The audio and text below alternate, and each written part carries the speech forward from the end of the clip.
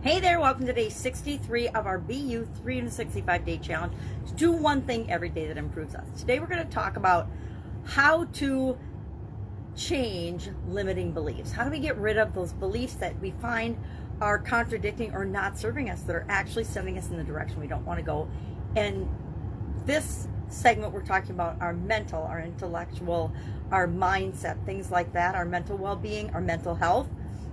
So we want to focus on how do we change mental limiting beliefs. So I'm going to share a 10-step process, which is, I would say, an overcomplication of what you have to do or would want to do, but it's a great overall process for changing anything in our life. And sometimes we need to do all the steps, just like sometimes in the grieving process, we need to go through all the steps. Other times we can just change our mind and make up our mind right now, and we go from where we were to where we want to be. We reinforce the new thing, and we just automatically switch to the new thing. So I am going to pick a limiting belief. I'm going to actually go through the 10-step process. I actually outlined the 10-step process a couple of days ago, and then I realized, oh, we need to talk more about beliefs. We can't just jump into how do you change how do you change a belief or change a limiting belief if we haven't even talked about and examined in ourselves, well, what kind of limiting beliefs or conflicting beliefs might we even have? Because they're usually operating on a subconscious level, so we're not consciously aware that they're going on in our life, but they're impacting our decisions. They're impacting what we will or will not do. So the first step of the process is to choose an area of your life that you want to improve in or change. Now, we're focusing on our mental health this segment, so I'm going to pick my mental health. I want to change my mindset or my mental health or my mental well-being. That's the area I want to work on. Number 2, write down all the beliefs that you have in that area. So I sat down and I brainstormed a list. I actually did this, and so I'll share just a few of them. I won't share all of them. Mental beliefs that I have: I'm not good enough, I don't have enough education, I'm not smart enough, I don't have the right credentials or certifications for certain things, not wise enough, not a good enough problem solver, I'm not focused on whatever, not as smart as other people, not sure what to choose, etc. So I brainstorm a whole bunch of those. Step 3, I want to pick one of those beliefs that I want to change. I want to just pick one core belief that I want to change.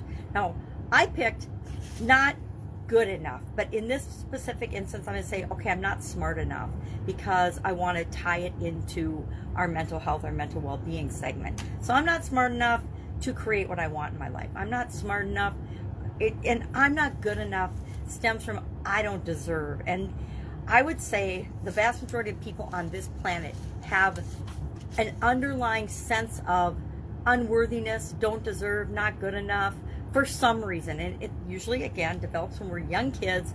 Somebody told us, you can't play with us, we're not going to pick you for our Phi Ed team, you're not in the smart group of kids. I don't know what it is, it's different for each of us, but it's one of those underlying beliefs that most people have that impacts the risks they'll take, the success or the failure, the amount of things that they'll go after in their life. And I know this is one, it's a recurring one that pops up for me, and I've actually worked on the not good enough belief, the limiting belief, for a lot. I've worked on it a lot to let it go, and for some reason I don't let myself 100% once and for all let it go. Maybe throughout this annual challenge, that'll be one belief that I can work on in each area and aspect of my life, and I can finally figure out what's holding on to that, and I can let that go. But this process helps to eliminate the power that these limiting beliefs have on us. So let's say I pick that I'm not smart enough to create what I want in my life. Okay, so step 4 is write down why it's important that you change this. So why is it important that I change this false belief? Well, I have goals, dreams, objectives, impacts, things that I want to do before I die. I want to create a legacy for my kids and my grandkids. I want to positively impact the world. And I'm cheating those people that I'm here to impact and influence and serve if I don't share what I know. And if I don't get over this, I'm not good enough to, and here's one, I've wanted to write a children's books for a long, or not books, but a children's book for a long time. I love children's books, and When my kids were little, I wanted to write actually, when I was a kid, I wanted to write children's books. And then when I was a new mom, I wanted to write children's books. And now that I'm a grandma, I again have that urge to write children's books. But I've always told myself, I'm not smart enough to write a children's book. I'm not good enough. I don't deserve it. I don't have the credentials. I don't have a writing degree, etc. So I want to make sure that I am leaving a legacy for my kids, for my grandkids, and for other people that I might be here to impact. So that's just some of the whys. Number 5, step 5, is argue with your belief. Now, how do you argue with your belief? This reminds me of debate in high school, where we are going to argue in favor of our belief and then against our belief. So just some of the arguments with the not smart enough belief. Am I really not smart enough? I mean, I'm 61, almost 62 years old, and I've survived through a whole lot of stuff, a whole lot of trials and tribulations. I've solved problems that would shut down and stop people, and they would just, give up and just live a meager existence and not do or contribute hardly anything, because they let the feeling of not good enough or not smart enough shut them down. And then I just listed a bunch of things that I've already done. I mean, I've got 3 degrees. I've got, I don't have an advanced degree, but I have 3 BSs. BSs, I always think that's a funny term for a Bachelor of Science degree.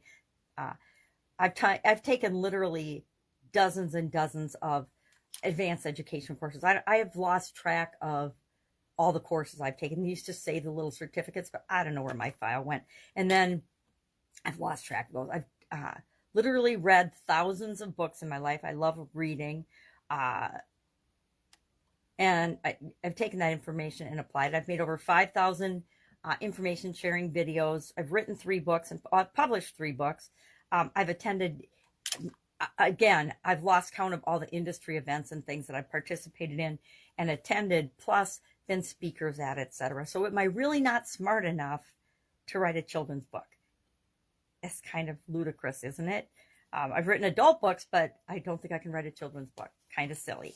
So then step 6 is to create a new, positive, more empowering belief. So what's a better belief that I could have than I'm not smart enough? How about, let's see what I wrote. I am more than smart enough. Whatever comes up, I figure it out, or I get the help that I need to come up with a solution. That's kind of a wordy one, but I want to pick something short and sweet. So I don't want to just say I am smart enough, because I am smart enough to create whatever I want in my life, right? We all are. I read an article the other day, and I didn't read the whole article because it annoyed me. The title annoyed me. It was like, it was arguing against the law of attraction and against that if we believe it, we can achieve it.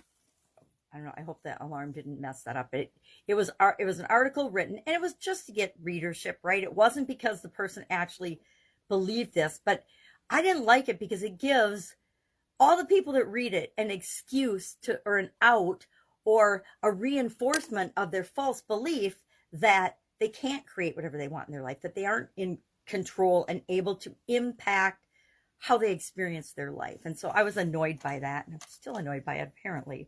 So create a new and empowering belief. Now, I do affirmations every morning, and so I will add some type of an affirmation tomorrow and for a certain period of time to my affirmations list that has something to do with I am smart enough. I create whatever I want. I have the intellectual capacity to create whatever I want. Whatever works and whatever resonates with me, I will figure out and I will add that. Step 7, visualize yourself living the new belief, living and owning and identifying with, being, visualize with all of your senses the future of you experiencing everything that you experience, because you have shifted your belief from I'm not smart enough to I'm smart enough to figure anything and everything in my life out. I kind of like that one. Because I have yet to find a problem that I haven't found a solution for in my life. And I've had some really big problems up to and including dying, right? I had to figure out, well, luckily the medical profession brought me back, but I still had to figure out, what am I going to do with that? What happened with this? Step 8 is to think of every day as you go to sleep, before you go to bed. Oh, no, that's not it. Yeah, visualize. Yeah, every night before you go to bed, repeat your belief, your new belief, and feel the feelings of what you visualize in number 7. Feel the feelings that you experience by living the belief that you want. So I'm going to believe that I can write a children's book, and that's maybe not the best example, but, and then I'm going to visualize what it's like when I've written this children's book, and all the feelings that I feel because I've actually done something that I've obviously wanted to do over decades, but I just kind of forget about it as I get busy with my everyday life because I don't think I'm smart enough. And then step 9, step 9, every day before you go to bed, write down 3 things that you can do tomorrow to disprove your old belief and reinforce your new one. Then step 10 is tomorrow, do what you wrote down. So let's see what I wrote down. Step 9, I said 3 things to do to decrease the old belief and replace with the new one. Number 1, set an alarm on my phone at 7:07 a.m. with my new belief as the title. So like when I just had the alarm go off in the middle of this video, that alarm will be set with my new belief, however I decide to phrase it. And so every morning at 7:07, I'll be reminded of my new belief. Number 2, add my new belief to my morning affirmation routine. Number 3, add my new belief to my gratitude practice. At night before I go to bed every night, I have a gratitude practice where I review the day and I review the things that went well or the things and the lessons learned that I want to do better the next day. So I'll add it to that as well. And then I put 4, review the times before I go to sleep that I successfully applied the new belief in my life. And I'll add that to my bed routine. And so I will do that starting tomorrow. I actually already added a new affirmation today, which I'm not going to share. Affirmations, I don't know if they are for you, but they're very personal to me because I don't need anybody else judging my affirmations, including people I love and care about. I don't do my affirmations out loud in front of other people. I just do them. Mostly I do them quietly in my head while I do other things. But they're very personal to me. I actually have recorded them on my phone as well. That's a trick I'll share later on that we can do. I'll probably share it as part of the SOAP framework this month as one of the tools is actually recording in your own voice the affirmations and the things that you want to reinforce for yourself. So our action item today is to think of a limiting belief. Think of one of the beliefs that we've discovered so far this week that isn't absolutely 100% serving you. It isn't giving you the results that you want. Now, I say you can break this down to fewer steps than this. I actually worked through the mental example and then I did it in more detail because I'm like, okay, these are the steps, but I have to actually do the steps. So I did the steps yesterday and I realized, okay, this is very much like the SOAP framework, which we're going to talk about next week or the week after next. And we're going to apply the SOAP framework to the mental health area and aspects of our life. But really, what's my current belief? What do I want my belief to be? What's my current story? My current belief. What's my desired story? My future belief. What I really want my belief in this mental or intellectual area and aspect of my life to be. Maybe it's I struggle with test taking. I want to become a real estate agent and I know I need to take a test. I easily and effortlessly pass my real estate exam on the first try, whatever it is. Maybe it's, I have trouble taking tests thing, but something with respect to our mind, our mindset. Maybe you have a negative mindset and you want it to be a positive mindset, etc. So old story, current story, not old story, current story, desired story, right? That creates the gap that we fill in with what are some options? And we're just brainstorming what we want our new belief to be, right? Then, what do we want it to be? What is it? What do we want it to be? Why do we want it? Because that gives us leverage on ourselves. Visualize the future with yourself living and creating the impact and all the positive feelings and emotions you want and know will be associated with having that new belief. And then reinforce the new belief and let go of the old belief. You don't have to really, and that's why I think I argue with this process a little bit is, do you really need to come up with 3 ways? And I think the first day or two, having 3 different ways to make sure you're focusing on the new belief would probably be better than getting rid of the old one. But once we make a decision and a choice, we should be able to just let the old thing go and move on and focus on the new. Focusing on the new, because letting go of the old creates a vacuum that the new then fills in. So today, I just want you to pick a limiting belief, run through the steps as they work for you, and see how it makes you feel. Share in the comments below the limiting belief that you are working on. That's all you have to do, because we all have the, similar limiting beliefs. You'll be surprised how many of us are actually working on the exact same limiting belief. Like I said, the I'm not good enough, I've worked on that from all sorts of different directions, yet I still will feel it rearing its ugly head every once in a while in my life. So I know that I'm not done yet. We're all works in progress. Thus, the 365-day challenge. If we do one little thing every day to improve ourselves, will we be done at the end of the year? Will we be the ultimate version of ourselves? No, because becoming ourselves is a lifelong, it's why we're here. It's our purpose. It's why we're here. So even though we'll make massive improvement and be a better version of ourselves by the end of the year, we won't be done becoming a better version of ourselves, right? All right, have an awesome day. If I can help you in any way, ask. If you have questions about this process or limiting beliefs, let me know, and I will be here to help. Have an amazing day.